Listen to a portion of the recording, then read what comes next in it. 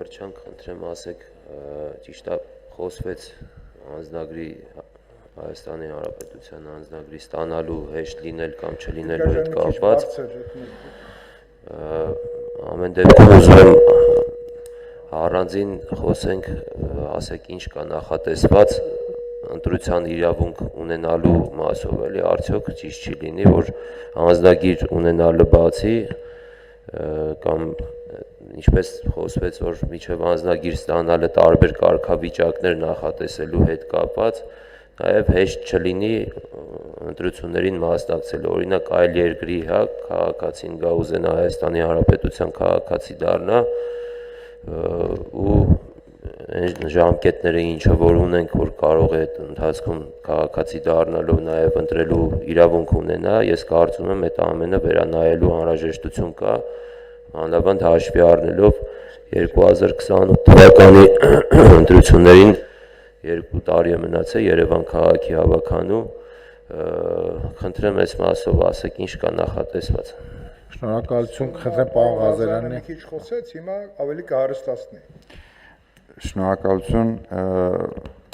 նայեք, բնականաբար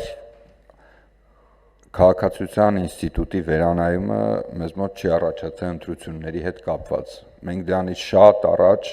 արդեն ունեինք հետազոտություններ եւ ակնհայտ էր, որ մեր քաղաքացիության ինստիտուտը չարաշահվում է շատ պարագաներում։ Ինչ վերաբերում է ընտրություններին, ուրեմն ընտրական իրավունքը սահմանադրական իրավունք է բնականաբար եւ ունի որոշակի կարգավորումներ արդեն ընտրական օրենսգրքում։ Համապետական ընտրությունների մասով կարգավորումը հետեւյալն է, որ համապետական ընտրություններին կարող է մասնակցել 18 տարին լրացած Հայաստանի Հանրապետության քաղաքացիները, սահմանափակումներ կան որոշակի ծանր եւ առանձնապես ծանր հանցագործությունների համար դատապարտված անձինք, սա է սահմանադրական կարգավորումը, այսինքն բազան սա է։ Ինչ վերաբերում է տեղական ինքնակառավարման մարմինների ընտրություններին, այստեղ մենք ունենք ռեզիդենտության ցենզ, արդեն իսկ ունենք ռեզիդենտության ցենզ, դա սահմանված է ընտրական օրենսգրքով, Հայաստանի Հանրապետության քաղաքացին տվյալ համայնքում պետք է հաշվառված լինի 6 ամիս եւ ավել, որպեսզի հնարավորություն ունենա ընտրել, իսկ Հայաստանի Հանրապետության քաղաքացիություն չունեցող մշտական ռեզիդենտը 1 տարի եւ ավել, որպեսզի հնարավորություն ունենա ընտրել։ Այսինքն, եթե մենք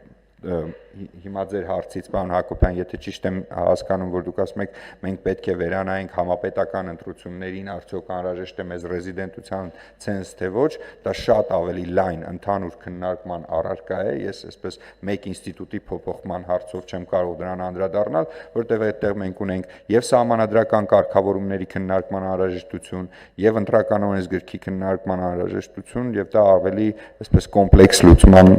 խնդիր է։ Շնորհակալություն։ Փոքր արձագանք եմ։ Պարոն Ղազարյան, ես առաջարկում եմ ամեն դեպքում ունենանք քննարկում եւ ընդհանուր, այդ ամենը վերանայվի մի հատ, համ համապետական, համ ընդհանուր էլի վերանայվի, նաեւ մի խնդիր եմ ուզում առանձնացնեմ, օրինակ աշխարհի տարբեր երկրներում էլի տարբեր մոտեցումներ կա, հենց